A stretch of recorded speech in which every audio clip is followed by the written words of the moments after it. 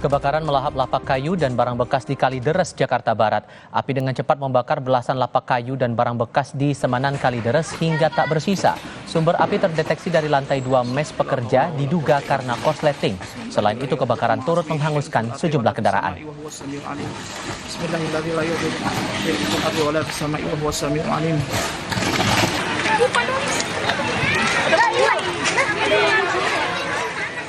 Dan sekian Kompas Petang untuk kali ini. Saya Tifal Solesa. Dan saya Cindy Permadi. Terima kasih. Selamat berakhir pekan. Sampai jumpa.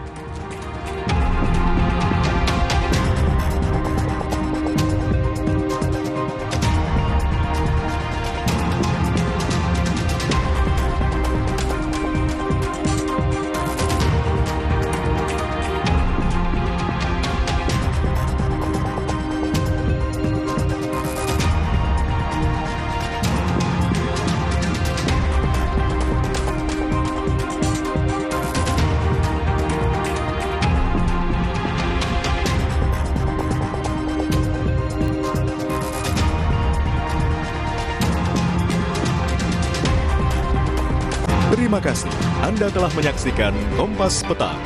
Didukung oleh